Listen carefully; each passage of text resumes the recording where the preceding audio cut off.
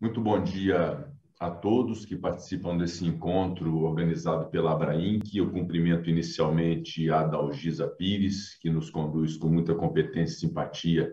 nesse encontro de hoje, o presidente da Abrainc, Luiz Antônio de França, que de fato, com quem convivo já há bastante tempo nos assuntos de interesse da construção e da sociedade brasileira, presidente que é da Abrainc, uma entidade associativa muito importante para o desenvolvimento do país. Na sua pessoa, França, cumprimento todos os membros das entidades associativas do setor da construção do Brasil que participam e assistem a esse evento. Cumprimento o vice-presidente da Câmara dos Deputados, meu querido amigo deputado Marcelo Ramos,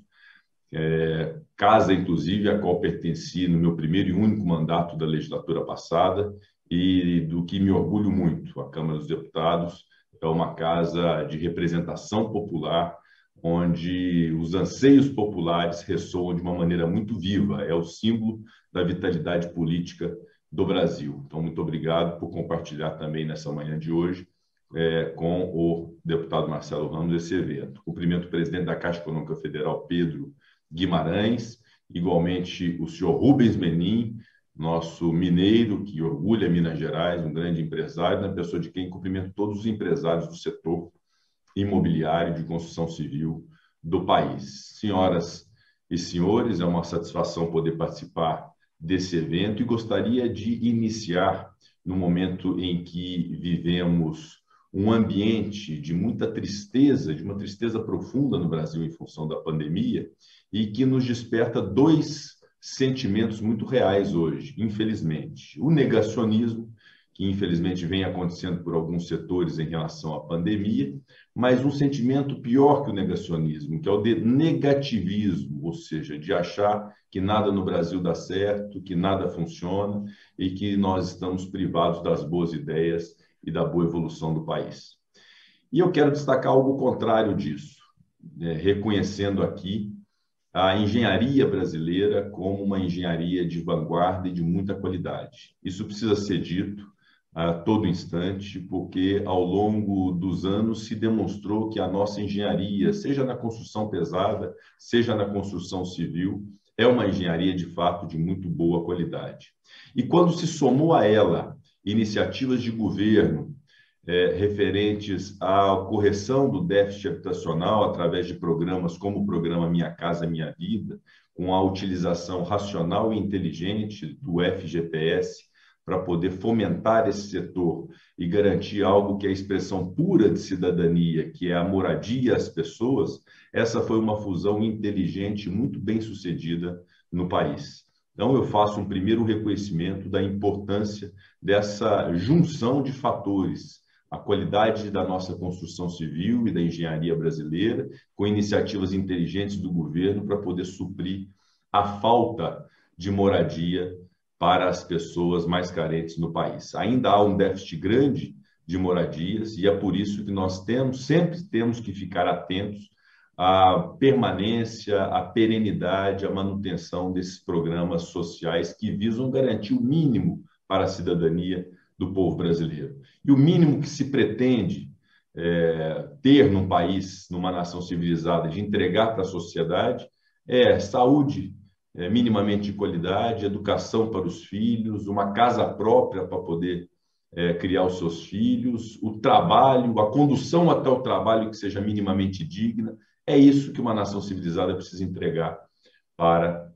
o seu povo. E esse setor que os senhores representam é um desse pilar, que é o pilar da moradia, que se espera que no futuro próximo possa alcançar ainda mais brasileiros e brasileiras para se ter esse mínimo de dignidade. Mas como fazer num país que enfrenta uma pandemia, que teve um déficit de 743 bilhões no ano passado, em função, sobretudo, da pandemia, 6 vezes mais do que se esperava do déficit público, em função de programas assistenciais absolutamente necessários naquele instante, como foi o auxílio emergencial, que acabou rendendo um déficit de mais de 300 bilhões, alcançando 68 milhões de brasileiros, o Bolsa Família, que é um programa também perene do governo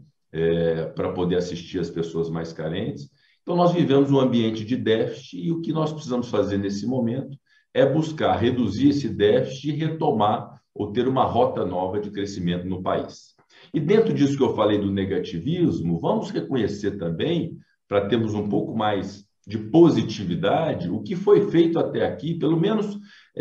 o que eu acompanhei como homem público, primeiro como deputado, nesses 2 anos de Senado Federal, o que aconteceu de evolução no país, nos últimos 6 anos, digamos, que foi a reforma da Previdência, absolutamente necessária, e que foi efetivada no Brasil, quando se tinha uma distorção muito grande do sistema previdenciário, se tentou fazer uma reforma no governo do presidente Michel Temer, não se conseguiu, e agora no governo do presidente Jair Bolsonaro se consolida uma reforma tributária, inclusive uma reforma previdenciária, inclusive mais impactante, mais significativa do que era aquela anteriormente concebida. Então, foi um ponto positivo de busca de responsabilidade fiscal e de correção de déficit público do Brasil. De igual modo, a reforma trabalhista, essa sim realizada no governo anterior, e que buscou racionalizar mais essa relação empregador-empregado, permitindo que se crie no Brasil, com o acréscimo dela, inclusive, que foi a lei de terceirização, uma cultura que não é só a cultura do emprego, que é a cultura também do trabalho, do sujeito que pode querer trabalhar como um empreendedor individual, como um autônomo, tendo, então, dignidade profissional. Então, aos poucos vai se mudando essa cultura e temos um sistema induvidosamente mais racional do que era anteriormente no sistema trabalhista. Também um ponto muito positivo de evolução da sociedade brasileira. Tivemos o estabelecimento de um marco do saneamento, que foi um projeto já aprovado agora, que é um grande problema que nós temos estrutural no país, que também foi concebido pelas duas casas, Câmara dos Deputados e Senado Federal, ainda pendente a apreciação de alguns vetos presidenciais ao projeto, que deve acontecer nesse mês de março, numa sessão do Congresso Nacional, mas também um avanço muito grande. Assim como a lei de licitações, cuja redação final nós votamos ontem no Senado Federal aprovando, e a lei de falências e de recuperação judicial, que também dá uma maior racionalidade, uma maior desburocratização e permite efetivamente a recuperação de empresas no Brasil, especialmente no momento que elas passam muita dificuldade. Então, as coisas vêm acontecendo, os marcos vêm sendo constituídos ao longo do tempo, bem ou mal, com defeitos, evidentemente, todos os projetos os têm, mas há uma evolução muito evidente no Brasil nos últimos 5 anos em termos de marcos legislativos. Há desafios agora, especialmente nessa legislatura em que assumo a presidência do Senado e do Congresso Nacional, para que possamos cumprir com a sociedade brasileira. Já nos primeiros instantes do meu mandato de presidente do Senado, e igualmente do presidente Arthur Lira na Câmara dos Deputados, do deputado Marcelo Ramos também como vice, houve uma definição do que eram as prioridades. A prioridade no Brasil, evidentemente, neste momento, é a vacina, como a expressão mais pura do que se pode fazer pela saúde do Brasil. É natural e óbvio que nós temos outros desafios, número de leitos, credenciamento de leitos, atendimento ao público, aos doentes, isso tudo é igualmente importante. Mas o que vai resolver o nosso problema de saúde pública e de economia no Brasil é a vacinação. E foi por isso que nós apresentamos no Senado Federal um projeto de lei de número 534 de 2021, que foi sancionado ontem, transformando-se, portanto, em lei, que dá à União uma garantia, uma segurança jurídica para contratar com os laboratórios que exigem da União a assunção de responsabilidade sobre efeitos adversos da vacina. Ou seja, quando o laboratório impõe à União que ela assuma os efeitos adversos da vacina, precisava o Ministério da Saúde e o governo federal de uma segurança jurídica normativa que pudesse autorizá-los a contratar com esses laboratórios. E isso foi feito. Esse projeto, concebido no Senado, aprovado em tempo recorde na Câmara dos Deputados e ontem sancionado, dá essa garantia de segurança jurídica e o efeito imediato e prático da edição dessa lei a partir de ontem é que o governo anunciará a contratação de vacinas da Pfizer já nas próximas horas ou nos próximos dias, uma contratação de um número significativo de doses da vacina da Pfizer para o Brasil, fruto desse marco legislativo importante que foi concebido, inclusive, a várias mãos. De igual modo, nesse projeto, a possibilidade da participação da iniciativa privada. E aí insto todos vocês a uma reflexão do quanto importante é a participação da iniciativa privada, pessoas jurídicas de direito privado, na aquisição de vacinas, contribuindo com o Estado brasileiro. Eventualmente, as dificuldades impostas pelo setor público, inclusive de ordem burocrática, para a contratação de vacina, não acontecerá com as pessoas jurídicas dentro de alguns dias ou meses. Então, eventualmente, podem as corporações, as grandes empresas, as multinacionais quererem contribuir com o Estado brasileiro, adquirindo vacinas, estabelecendo uma relação direta com os laboratórios e as indústrias farmacêuticas que as produzem. Então, esse também é um marco legislativo importante, porque permite que a iniciativa privada participe do processo de aquisição de vacinas, nesse primeiro instante, doando integralmente o fruto dessa aquisição. Meu caro Rubens Menin, filantropia pura, solidariedade pura, permitida por essa lei, considerando que no Brasil ainda não havia uma lei nesse sentido. É evidente que precisamos cumprir o Programa Nacional de Imunização, o Programa de Operacionalização específico para o enfrentamento da pandemia, estabelecendo e cumprindo e respeitando as prioridades. Mas a participação da iniciativa privada será muito bem-vinda nesse momento em que o Brasil precisa de todos somados e unidos dentro desse propósito comum de enfrentamento da pandemia do coronavírus. Então, o Congresso Nacional se pronunciou em menos de 30 dias, editando uma lei que permitiu esses dois fatores, a segurança jurídica da União e a possibilidade da iniciativa privada, o que fará com que o Brasil ganhe uma escala muito considerável na vacinação. Além disso, o Senado constituiu uma comissão de acompanhamento da Covid, presidida pelo senador Confúcio Moura, que já tem acompanhado o trabalho feito pelo Ministério da Saúde, pelos estados e pelos municípios. Ontem mesmo recebi um ofício de resposta do ministro da Saúde a uma indagação que eu e o presidente Arthur Lira fizemos sobre o cronograma claro de vacinação no Brasil, ou seja, o que nós podemos considerar como um cronograma a ser cumprido no mês de março, no mês de abril e nos meses subsequentes. Quais os obstáculos para o cumprimento desse cronograma? Houve modificação ou não houve modificação? O que o Congresso Nacional pode fazer para poder contribuir dentro da sua autoridade de poder constituído, junto, inclusive, a laboratórios, para permitir que haja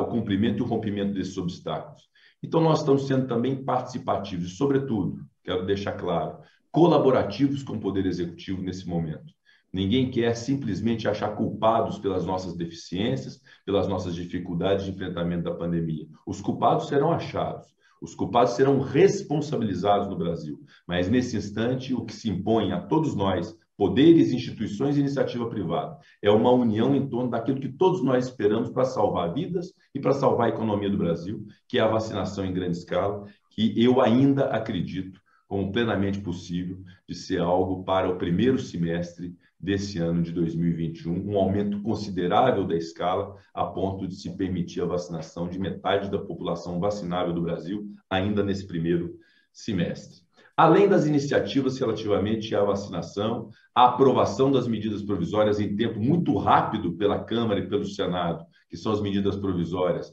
a 1003, a 1004, a 1024, a 1026, que permitem créditos e a possibilidade do Executivo enfrentar a pandemia. Também estamos aprovando,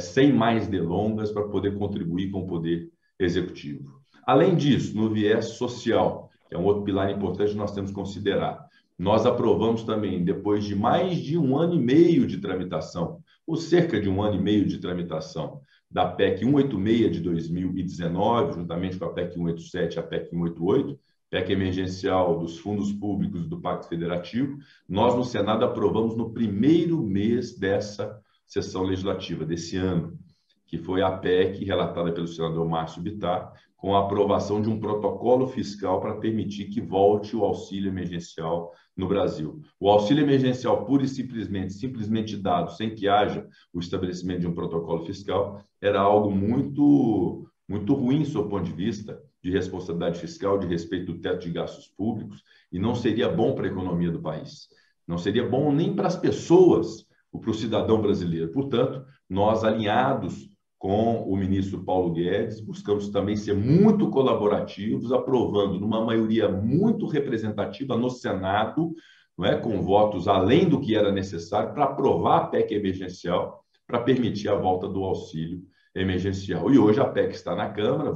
sendo votada no segundo turno. O deputado Marcelo Ramos poderá declinar mais a situação na Câmara dos Deputados, mas aguardamos também esse senso de responsabilidade fiscal na Câmara dos Deputados para que possamos dar também esse passo no Brasil, muito importante, estabelecimento da responsabilidade fiscal. Além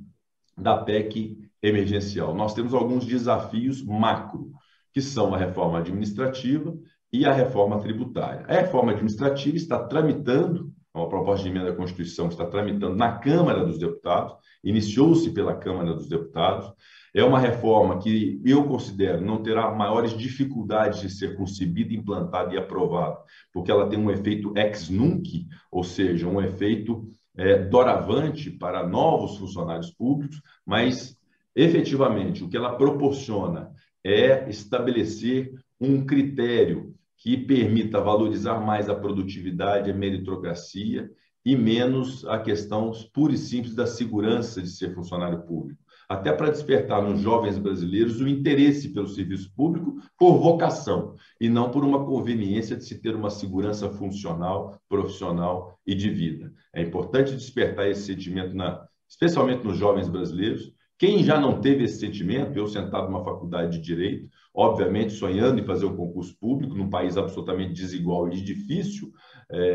oportunidade para as pessoas mais simples, obviamente que isso é sedutor, mas isso tem que ser sedutor pela vocação que a pessoa tem de ser um funcionário público e não porque o funcionalismo público tem uma condição diferenciada do setor privado. Agora, eu quero dizer algo que é fundamental de se dizer. Nós devemos ao serviço público tudo que está acontecendo, inclusive na pandemia, de enfrentamento, de auxílio, de assistência das pessoas que estão dedicadas na linha de frente da pandemia. Então, nós não podemos demonizar o serviço público brasileiro. Nós temos que permitir que sejam pessoas valorizadas, com planos de carreira, com segurança jurídica, com boas remunerações, mas, obviamente, correções de distorções, de privilégio, de desequilíbrio, de um excesso de estabilidade, isso tudo será revisto na reforma administrativa, que, além do seu significado material, do seu significado mesmo de economia para o erário e de controle do déficit público, reduzindo o tamanho do Estado, tem também algo que é conotativo, ou seja, a visão que os investidores nacionais e internacionais terão do Brasil a partir do momento que nós tivermos uma reforma administrativa que dê um sistema de Estado e de funcionalismo público racional, inteligente e que valorize o funcionário público, exigindo dele produtividade. Isso vai ter um efeito muito positivo para os investimentos no Brasil. E a reforma tributária, que eu também convoco e provoco a todos que dela participem, que é a reforma mais complexa e difícil de ser feita no Brasil, mas que nós estamos com um cronograma pela Câmara dos Deputados e pelo Senado Federal, uma comissão mista, inclusive, que já existe para debater a reforma tributária, e nós buscamos muito avançar nela ainda esse ano. Por que ela é difícil? Porque ela faz disputar interesses de setores. Eu até acho que no setor de construção deve haver quem pense de um jeito e quem pense de outro. O setor de construção civil pensa de um jeito, o setor de construção pesada pensa de outro, a construção pensa diferente do setor de serviço, o serviço pensa diferente da indústria. Então, o setor produtivo já pensa diferente entre si. Imagina o setor produtivo em relação ao Estado. E imagina dentro do Estado as relações entre União, Estado, Distrito Federal e municípios. Então, é uma reforma altamente complexa, nós somos sabedores disso, mas política é a arte de escolher. Nós temos que escolher um modelo, custe o que custar, seja quais sejam as desvantagens dele, nós temos que cumprir com esse desiderato, com essa missão que é da reforma tributária e corrigindo, eventualmente, aos poucos, distorções que surjam ao longo desse tempo. O fato é que a essência da reforma tributária deve ser a desburocratização, a simplificação, a justiça social e o equilíbrio na arrecadação que não sacrifique um setor além do outro. E uma questão mais uniforme, que talvez própria da unificação tributária de impostos tributários. E finalizando, eu gostaria de falar especialmente para o setor, especificamente dos senhores, algo que nos tem preocupados sobremaneira, que é o aumento muito significativo dos insumos da construção civil, até de maneira muito desproporcional nesse momento, aço, cimento, etc., o que impõe do governo federal e do Ministério da Economia alguma providência nesse sentido, não de intervenção, porque é importante que o mercado se autorregule, mas é preciso que o governo esteja atento ao que pode contribuir para evitar que haja um excesso que faça com que o produto que os senhores produzem não aumente tanto o valor a ponto de tornar inviável a aquisição, especialmente por aqueles que precisam desse produto, que são as pessoas mais carentes, mais pobres, mais vulnerabilizadas desse país. Então, é um problema que nós temos que enfrentar, assim como temos que enfrentar outros estruturais, o próprio conceito de preservação do FGTS, volta e meia vejo iniciativas para poder mitigar o FGTS, para poder usar o FGTS para coisas até meritórias e importantes, mas nós não podemos esquecer que esse fundo é um fundo de garantia, é um fundo que tem cumprido um papel importante para o que é essencial, talvez o mais essencial, que é se ter uma moradia decente para o povo brasileiro. Então, não nos esqueçamos disso, é importante sempre termos essa frente, não de resistência, mas de reflexão sobre o verdadeiro papel do FGTS, o papel fundamental da Caixa Econômica Federal também nessa estrutura, para permitir que haja um avanço do cumprimento e do rompimento desse déficit grande que existe no Brasil de moradias para o povo brasileiro. Quanto ao mais, eu gostaria